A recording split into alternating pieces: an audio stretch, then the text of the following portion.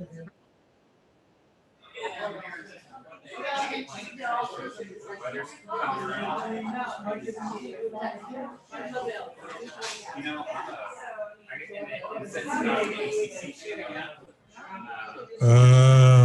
are here. Welcome, everyone. Welcome. I'm over here today. Things are pretty different today.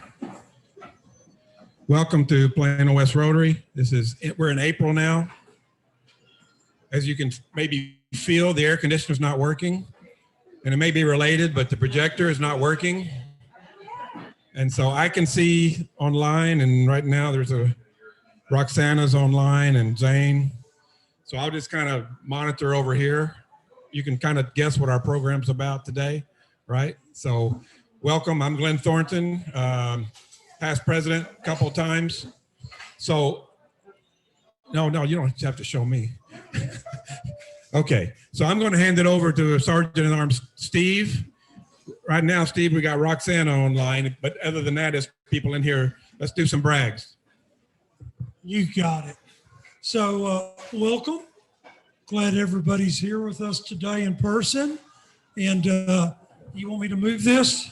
Here. No. Here's my mug. Oh, there you go. No, this is about as good as it gets, Mike. You're right. You know, since you commented, I'm gonna let you start off with brags today. I want to get thankful for great rain for all the rain we got last night. We needed it. I wish they'd do it on Saturday so it doesn't mess up my golf game. But other than that, we're glad to have it. I hear you. Thank you very much, Mike. What about down here? Any of y'all like to brag? You don't have to. It's up to you. I think they're going to hear a lot from you later. Okay, you got it. How about you, Clarence? Would you like to brag today? Well, I can see it. Nobody else can, but it looks really good. I didn't say what it was again. I didn't hear it. That was his garden. Oh, it's his garden. Gotcha. Yeah.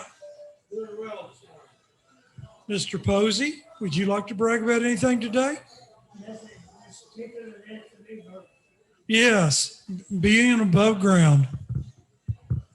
Okay, I'll brag that we're here without air conditioning, without a projector. So the people that have joined us, which is like I see Patrick and Lisa and Fred Thomas and Isabel and Michael, and thank you guys for joining us. But things are going to be a little different here because we don't have a projector, so we can't see you. I can, but they can't. But we're going to continue and with the brags. We got our 18-month-old granddaughter again to babysit for like 3 days over the weekend. And it's a blessing, but oh my gosh. Oh my God, it's like an ever-ready bunny, man. It's like anyway, it was fun. It was fun. One thing I wanted to mention to everybody is we kind of got away for a while, but I'm trying to get us back on this, and that's doing either what you would call a classification talk or vocational talks.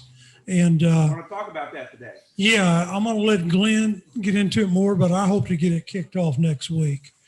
Fred Beemendorfer, would you like to brag about anything?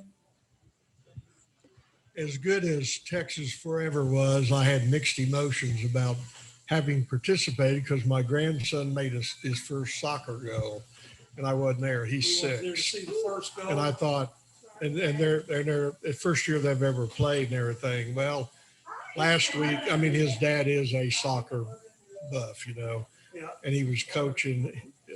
There's another fellow that's coaching, but Alan works with him. Anyway, this past Sunday, he scored 2 goals, and he missed 2 or 3. It just barely went by. So anyway, life is great. But yeah, and grandkids bring out the best in you. And last and finally, we babysat our 2.5-year-old granddaughter Saturday night. Usually she goes to bed about 8:15. She stayed up till 9:15.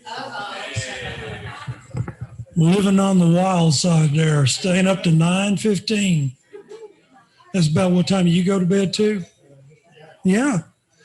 I would like to greet a friend of mine, welcome her here today from Habitat for Humanity, Celeste Cox, who is the executive director. And she's very involved in Rotary a little bit further north. And glad to have her here today. Anybody else want to brag today? Joy? I'll do a little unofficial brag on the Texas Forever Fest. I think our proceeds is going to end up being around $3,100. So I think we did awesome. For an impromptu fundraiser. The other thing is, yes, Mike, the rain was nice, but in Anna, it was not quite so nice. One of my social workers lost his chicken coop and his back fence was at a 45-degree angle. So I'm just glad they're safe. And my babies just moved up there like 2 weeks ago. So they were in the tub and on the floor in the bathroom. What about chickens? They saved all the chickens, 12 of them, found them all. Not exactly sure how much time we have, Glenn. Okay, That would be great. sure. I am introducing Mihaela Plessa, who is a political candidate for HD 70, the State House, and her campaign manager, Angie Solomon, and they came to listen to me today. Thank you very much. Anybody else over here want to brag? All right. It's kind of an overdue brag, but my great niece in Texarkana went to Camp Ryla last month, I think, in or near Athens, Texas. And I asked her about it the other day. She said she had a wonderful time. And now she's learning so much more about the whole world of Rotary. So we're tickled for her. That's awesome news. Anybody else? Yes, Celeste. My daughter Sophia at McKinney Boyd High School got accepted to Ryla's, so she'll be going this summer. And she's also a big time soccer player, goalie, right? Yeah, McKinney Boyd. Anybody over here want to brag? Down here we go. Hello, everybody. I was here last week briefly, so hello again. My name is Angie, and I recently did a muddy dash with my boyfriend, and it was a 5K, so I guess like 3.1 miles of just going through mud, little obstacles, and it was fantastic. I've been wanting to do it for a long time, so finally did it. Did you get muddy?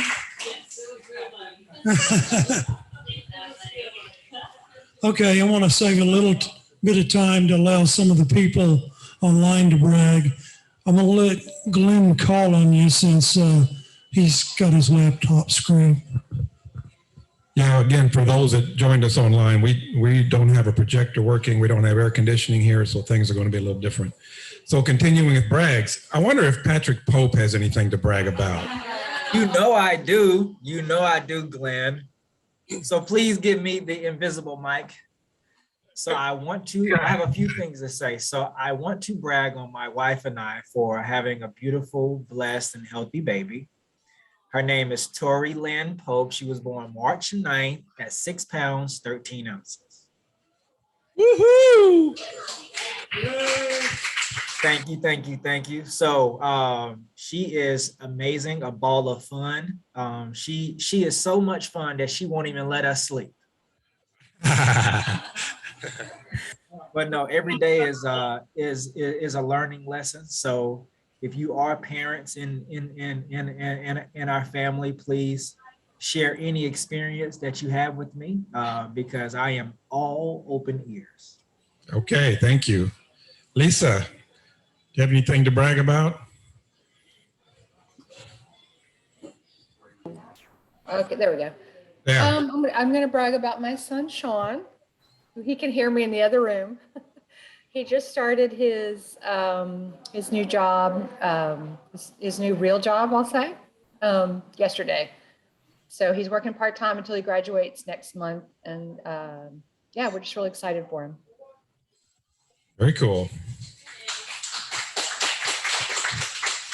Kayla, do you have anything to brag about? Hi, everyone. I'm glad to be back. I haven't seen everyone in so long because I've been busy. Actually, me and my partner bought our first house last month in March. So we've been busy with that. So it's all done. We're moved in and it's a blessing. So brag on that. Very cool. Yeah. Isabel, how about you?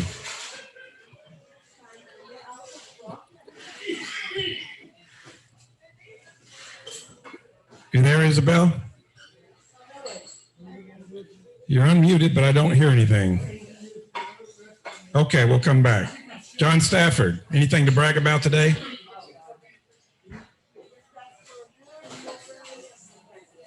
Sorry, trying to get my video back up and going.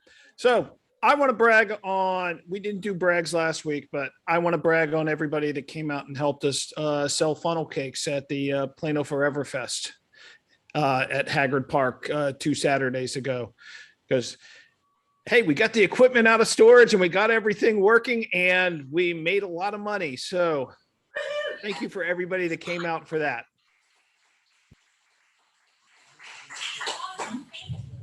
Michael Cook, anything to brag about?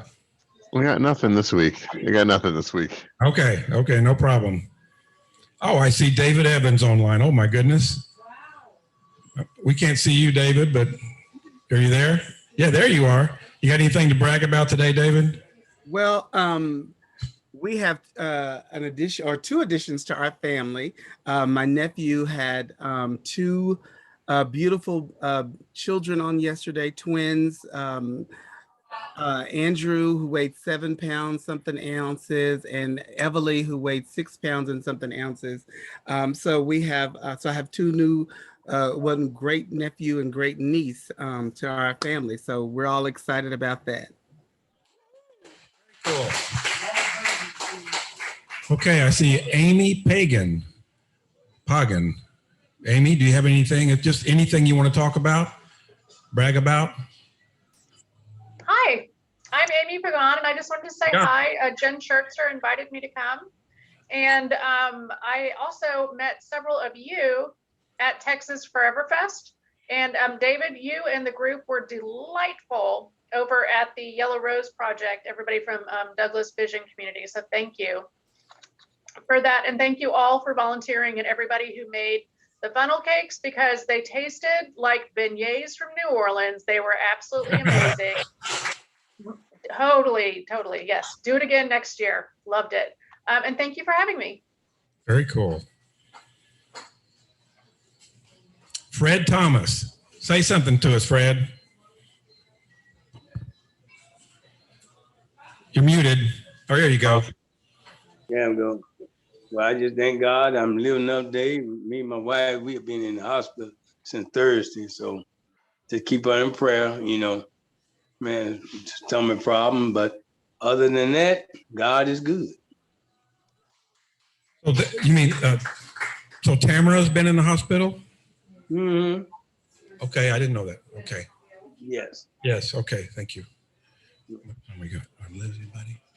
Isabel, did you ever, are you there? Can you say anything? Any bragging going on with your dogs? No, I guess not. Okay. Well, thank you. We've got a good group online.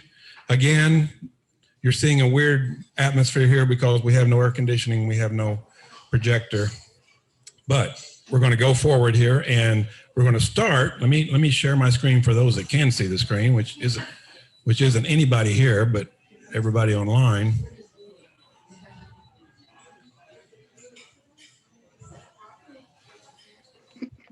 And Roxana, if you would lead us in the invocation, please.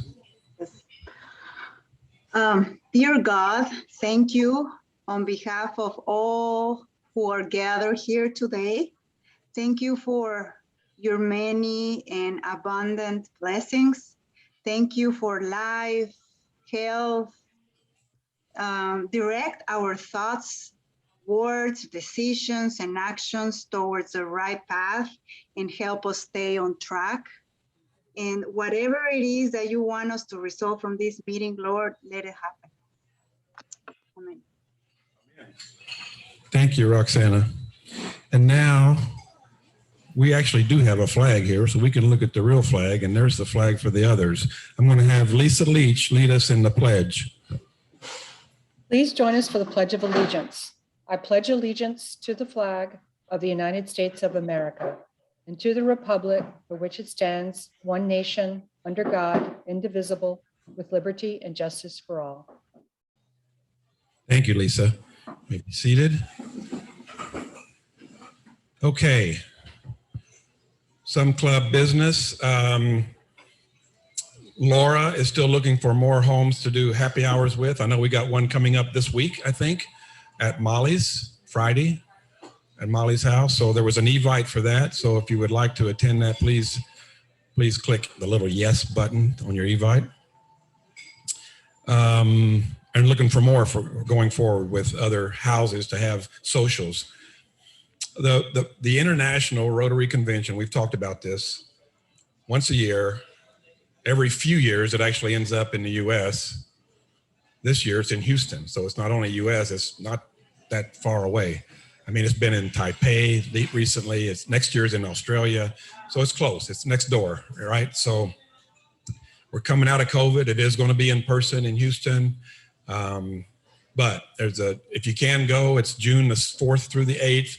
You know, there's different categories. You can go to our district, 5810, rotary5810.org, and find out more about it. But it's a great opportunity. Michelle and I have been to one. We went to Toronto, but you see tens of thousands of Rotarians from all over the world. We see people here, and we see people at our district roundtable, and we see people, but this is like, I mean, you see the people in their garbs from different countries, and it's just amazing. And it helps open up your eyes that, yeah, actually Rotary is in 230 countries. It's not just here. It's all over. So anyway, it's a great experience, and this is the opportunity to just drive down the road and see that. So last week, we had the meal drive at the Rallison, I guess. I don't know if that's the middle school, but the Rallison that Catherine and James do. Coming up, projects.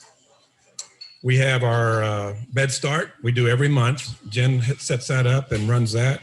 That's on April the 9th. So that's like this Saturday, isn't it? Yeah.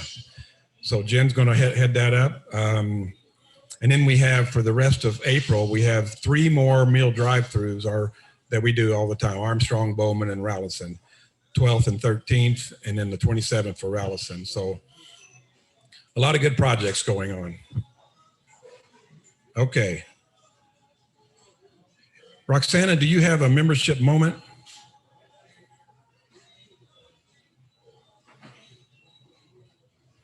You're muted. I do. Can I share screen, Glenn? Okay, let me stop sharing. Okay. Okay.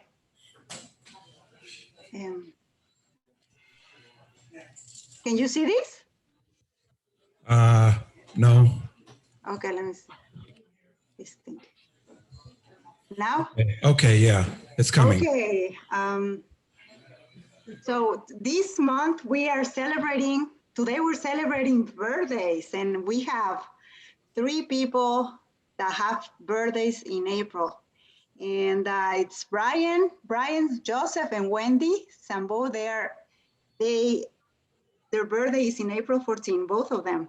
And Alex, our president, his birthday is on April 22nd. So happy birthday to all of you. We wish you a wonderful birthday and year and month, and from all our club and from all our members. Thank you, Glenn. Thank you, Roxana. Okay, I'm going to try to get the screen back.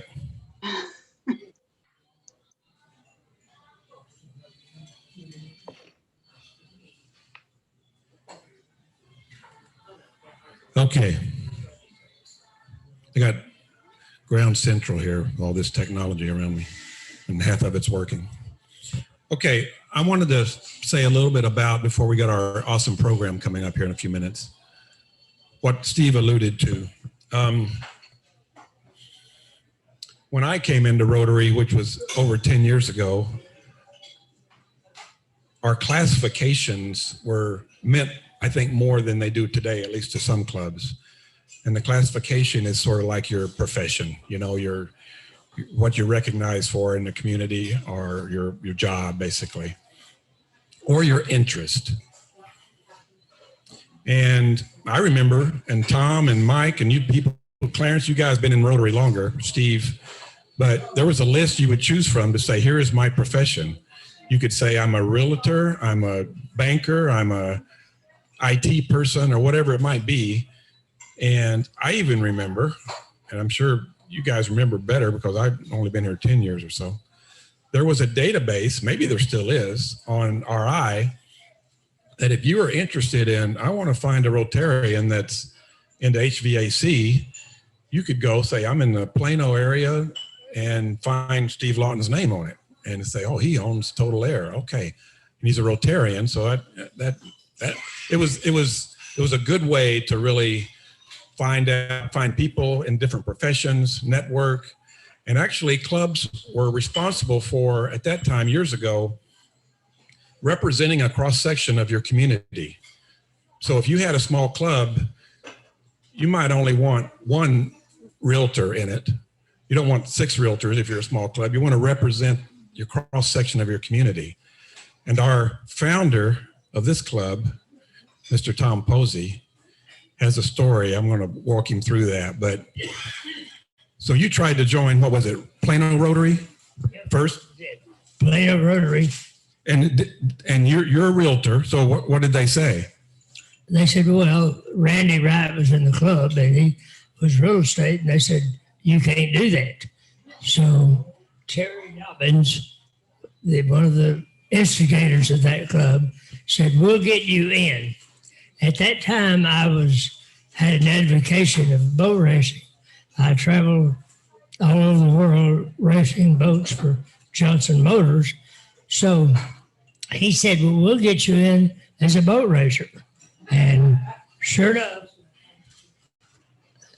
So he has his original badge, and the classification of it says boat racer, because he couldn't get in as a realtor because they already had one. And that's how strict, and you know, it's good. It's good. You understand why that happens, but that was the way it was. And I think, you know, at least in some clubs like ours, we're really focusing more on service. So we'll even take another boat racer if somebody wants to come in. And Clarence. You have a person in the other Rotary Club, Plano, that lists their classification as a farmer. Oh, is that right? Rutledge Haggard. Oh, Mr. Haggard, oh, nice. So we have, you know, when you see our badges, mine says technology or something, but Steve says business owner, I think, and yours probably says realtor, insurance for Mike, but that's why they're there. I ordered some new badges recently, just this last week, and I noticed because of this that that's not a mandatory field. The classification isn't.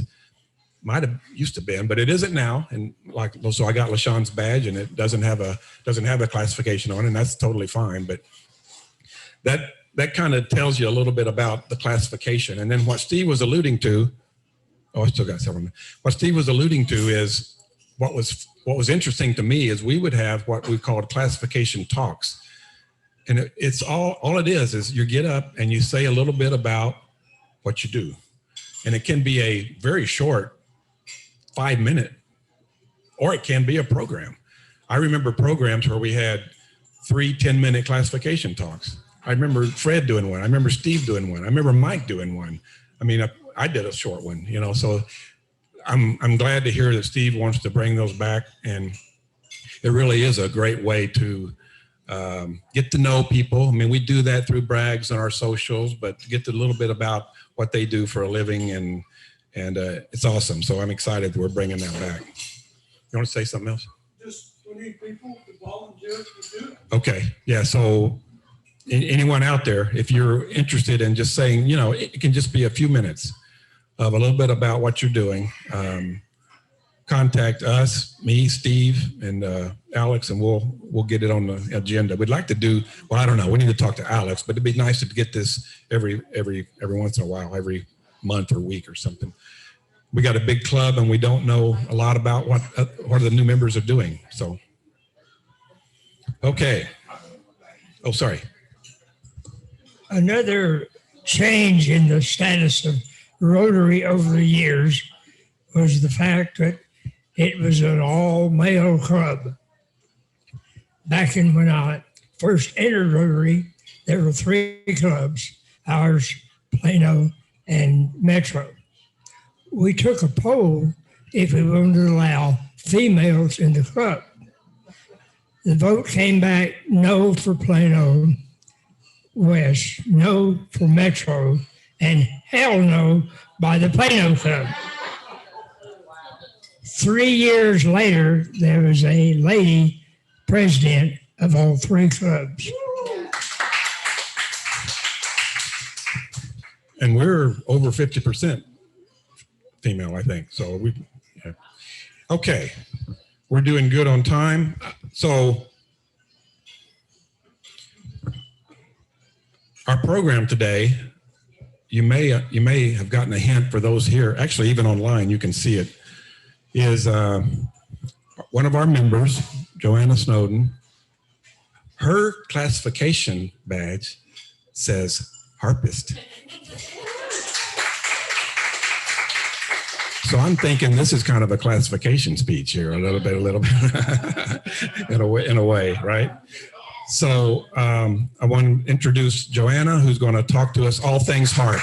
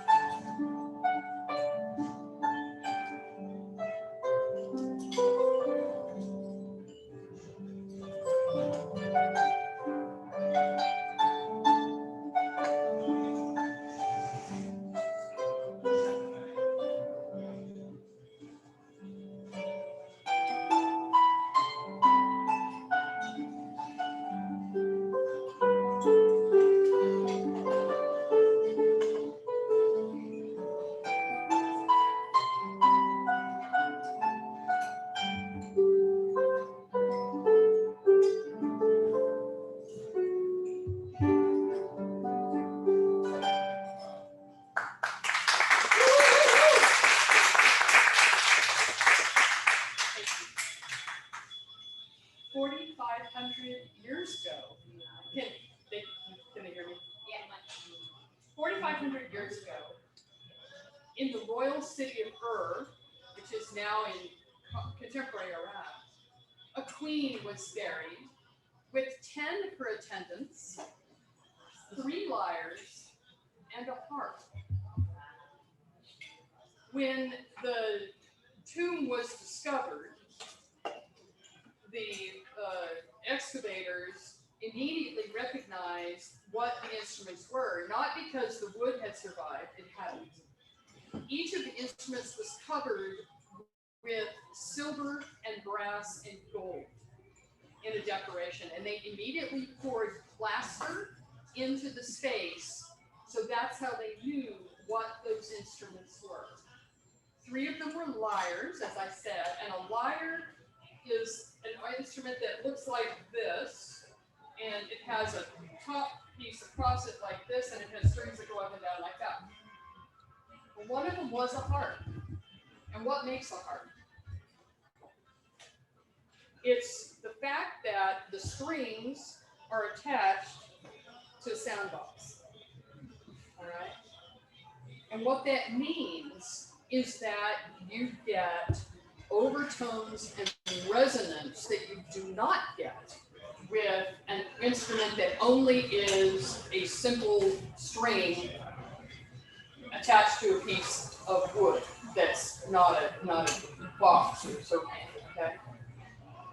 It's more than likely that the first person to think of coming up with a harp was probably somebody that looked at their bow and say, look, if you ignore this part of the harp, look at this part, and this part, and imagine what does that look like?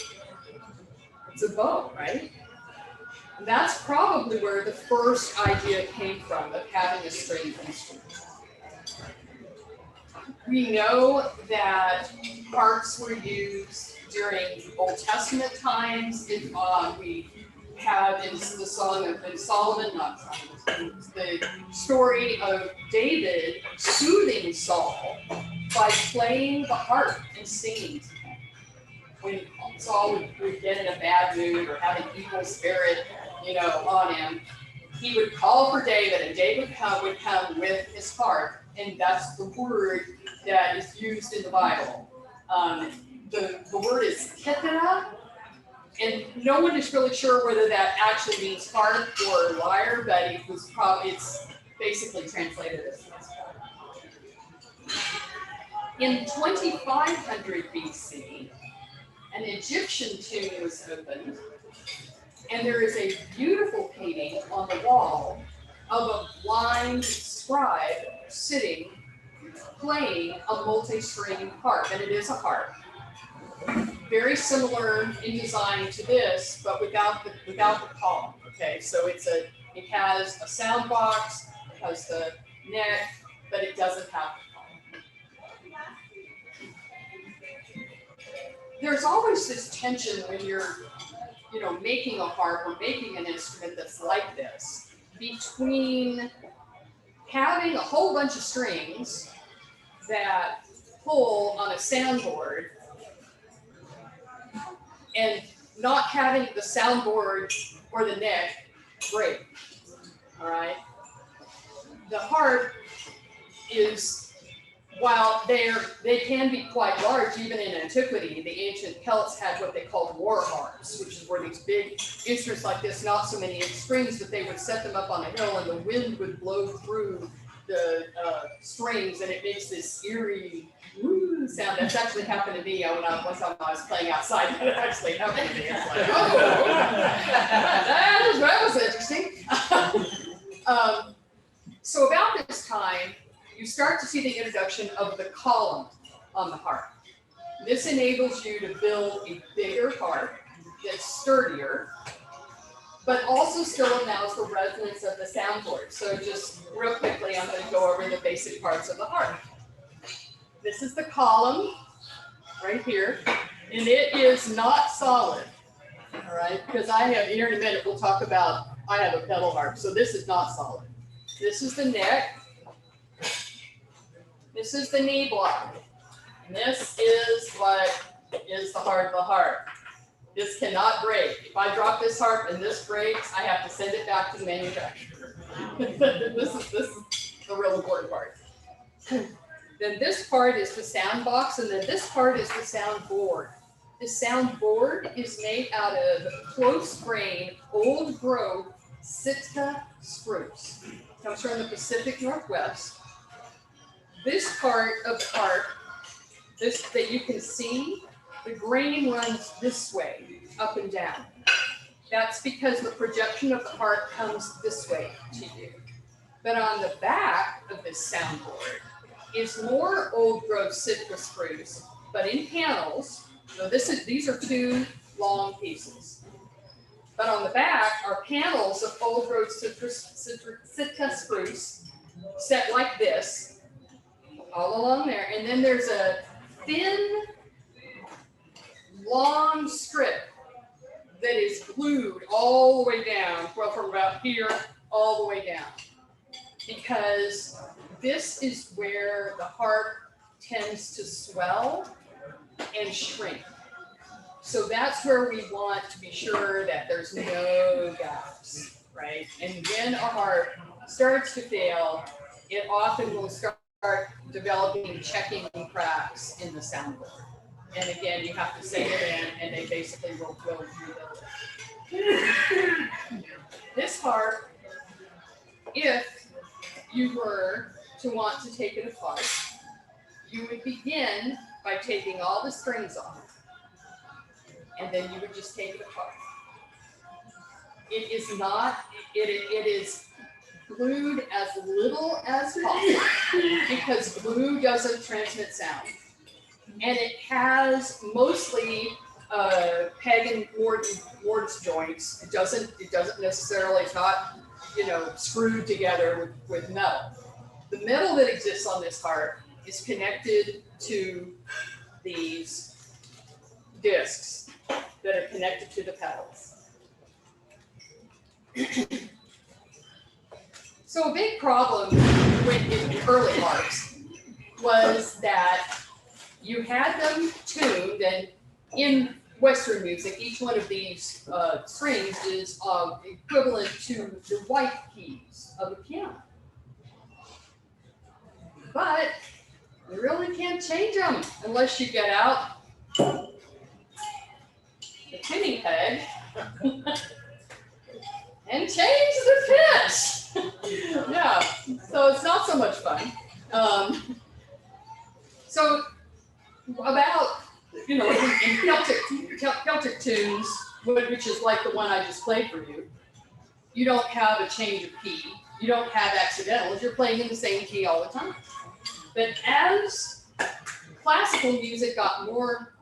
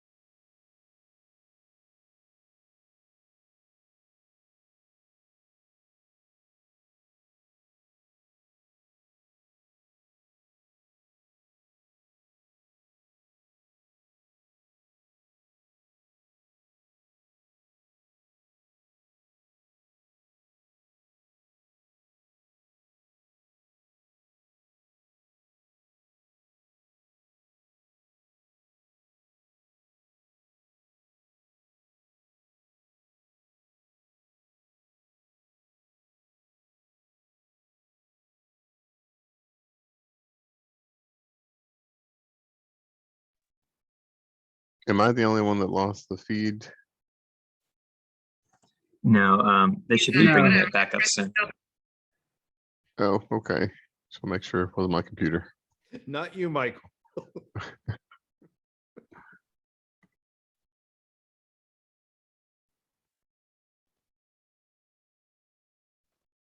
Well, while we're here, John, I've been trying to get your wife's email. We're supposed to hook up on a creating some kind of a rubric for our judging the scholarship, and I have not been able to get in touch with her. Is there any way you can just tell her to shoot me an email or a text message? Texting you her contact now. Awesome. Thank you so much.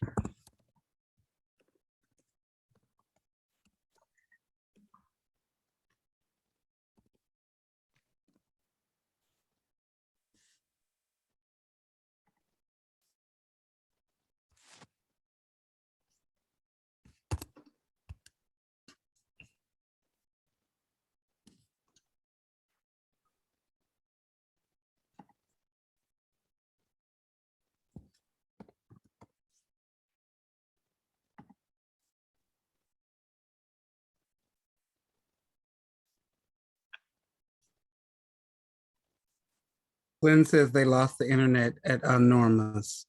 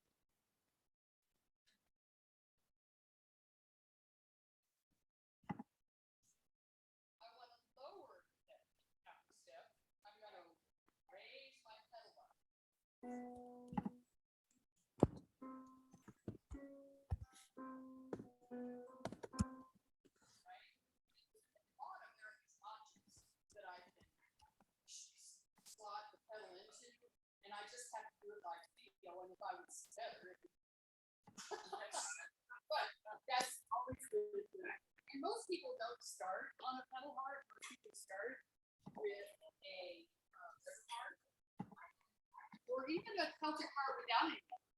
And then if you want to go on and play more complicated music, you kind of need to, splash out on. Yeah, let me just get through. I guess I said. I also want to explain to you that there are harps everywhere in the world, and they're not all played in the way that I play. Sometimes they play standing up. I play with a classical technique. Specifically, my teacher uses the salseo method, which is like this. And I'm always playing on the tips of my fingers and the motion is this. But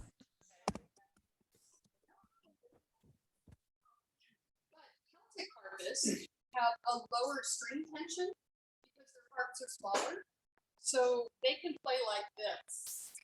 Basically just like this. And there are some harpists, particularly in South America, who play with their fingernails on all metal strings. And it has completely different sound. But all of us have the same problem. And that is that the harp is very resonant. But sometimes it resonates, but you don't want it to resonate. And you have to be sure that you're either stopping the sound or hitting it more because you want it to ring more, or not hitting it quite so hard because you don't want it to ring more. So everything is, it's probably the most difficult instrument I have ever played. I started my musical journey in third grade. I lived in Pittsburgh, and I was identified in an early talent identification program as being musical. So they started me on the violin, and then when we moved to Wenatchee, I continued to play violin, and in that little town where they actually had elementary school orchestra. And then I started taking piano lessons. I learned in the Robert Pace method, and I went all the way through until I was like 15, and then we moved to Texas, and there wasn't an orchestra, and there was no more piano teachers in the town. So then I just started playing the piano. But my parents really, and I sang in the choir and did Texas State Choir and all that stuff, but my parents did not want me to make it. They talked me out of it, and so I kind of dropped it. Went on, got married, had my kids, worked for lawyers. Quit working for lawyers about, I guess it's been 8 years ago. And decided that I was going to go back to what I really wanted to do. So I had played the piano, I played violin. I sung in choirs, choruses, all this kind of stuff, taken voice lessons. But I always wanted to play the harp. I always wanted. And it was such an impossible dream. You know, harps are really inaccessible for a lot of people. They're very expensive. And I didn't know anybody to play the harp. So I just started calling people to say, I want to play the harp. Calling teachers. And a lot of people just didn't call me back. It's like, wow, yeah. Apparently there's a lot of women of a certain age that say, oh, I want to play the harp. And they're all like, yeah, right. So I had my, after some drama, I had my first lesson with the harp teacher, and she came in my house and she looked over and there was a piano sitting there. She said, oh, you play the piano? I said, yeah, for a while. I used to accompany. And I go, I used to sing the text voices. She kind of gets this look on her face. She's like, okay, she apologizes. I'm sorry. I didn't know you were a serious musician. She said, but this is a really hard instrument. And, you know, you need to be dedicated to doing it. I said, fair enough. So I try to practice about an hour a day. It's not enough. I keep practicing. So my next piece that I'm going to play for you, we're going to have a little audience participation if you've got it. The next piece I'm going to play for you is Claire de Lune, my own arrangement by Debussy, and I'm only going to do about half of it. But before I do, I'm going to show you what makes this piece so amazing. And we're going to do audience participation. So I want this side of the room to clap.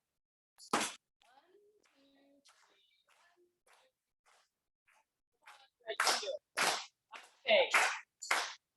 This side of the room, this is what I want you guys to do.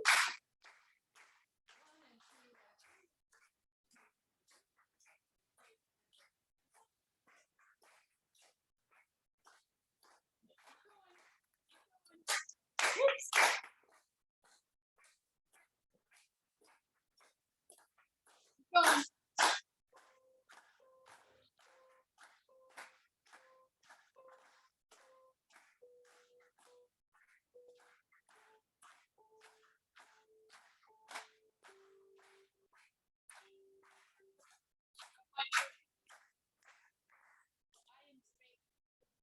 Two against three. There is a ton of that in this piece. And he does it on purpose. It's to make you feel unbalanced. It's like, what am I looking at? Where am I going? The other interesting thing that Debussy does is he uses really unusual chord progressions. All right. So we're all used to hearing stuff like we just heard in Southwind. Here we do.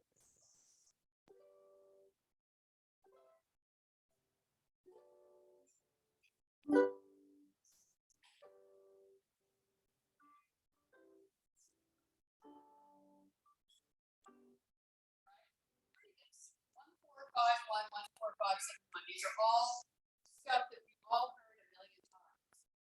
But what does Debussy do? Well, he gives us the one.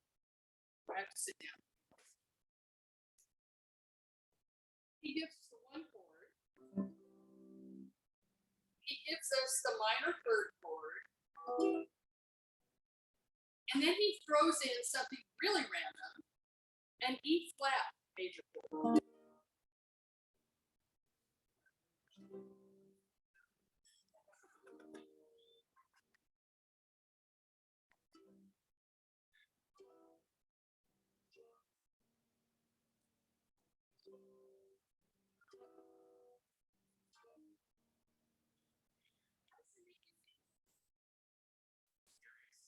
Mysterious, yeah? What did he say? Lost? Lost? Where's it going? The name of this piece, means that's what he was trying to capture. It's a really hard piece on the piano. It's extraordinarily difficult on the harp. So I took it transposed it to a different key that's a little bit easier to play in, and took out a bunch of the notes, but tried to keep in the essence of the pieces.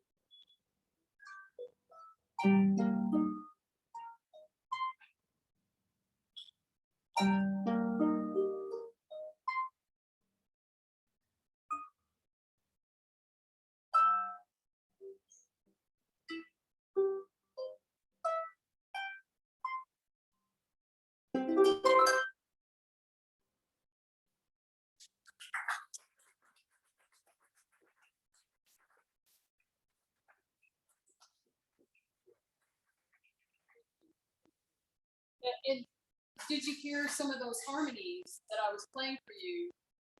Okay, and now you see how it fits into the way that the composer wanted to make you feel. about that piece, about his idea about what moonlight was, maybe moonlight on the water. It's really cool when you really are studying a piece and working on it. You kind of almost step into the composer's mind and kind of figure out what they were doing, what they were thinking. You know, oh, that's so cool. Now I get what he was doing, or now I see what she was doing.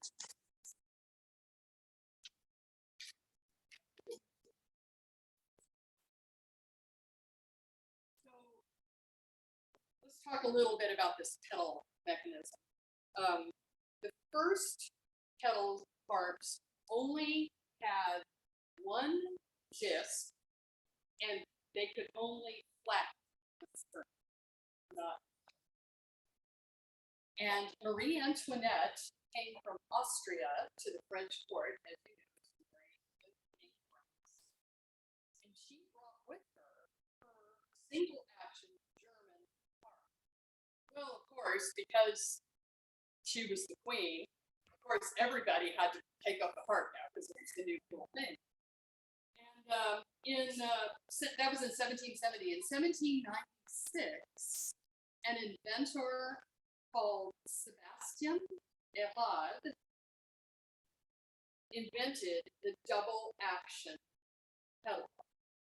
So what happens is the pedal, and you saw me move it, right? So it can be, so this is natural, this is sharp.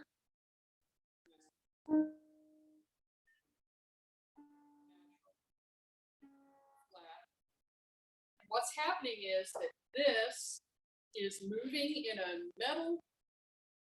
series of metal rods.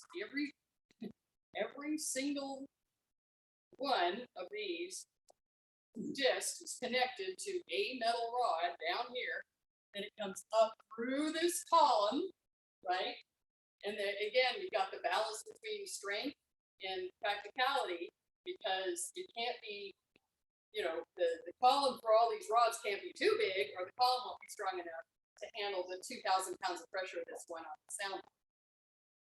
And then it comes up, and you can't really see it, but up under here, all those rods start connecting in to all of these discs. So if you look at this disc right here, see them move?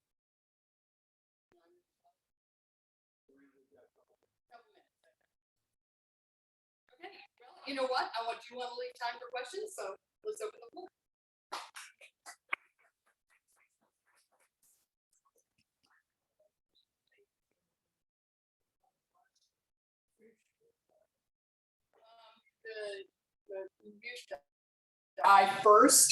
The one that I first studied with, told me it would take me 10 years before I could play anything. So I've been playing for 8. But I will tell you that I am a rank beginner. And the people that are really good, so I would direct you to Evelyn Levine, who's the principal harpist at the DSO. She's a fantastic, you know, social media presence. Emmanuel Cezanne, Yolanda Condenasis. All of these people started studying when they were 5 or 6 years old. Yeah, it is an instrument that takes a lifetime, and I will never get there. What does it cost?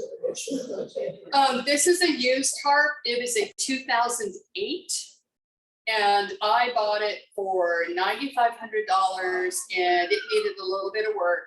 Brand new, this harp is going to be about $24,000. Okay, yeah. They, as you can tell, though, I mean, they're incredible piece of work. I mean, it's not that it's not worth it. Angie. I noticed it's not connected to the electronics. So are some harps with electronics or Yes, yes. And I do have an electrical outlet on the bottom of this harp. I did not bring it because it has like a piece, what's it called? Piezo pickup on the back. And so I could have attached it to a small amp, but I didn't. This is a very live room, and I didn't really think I would need it.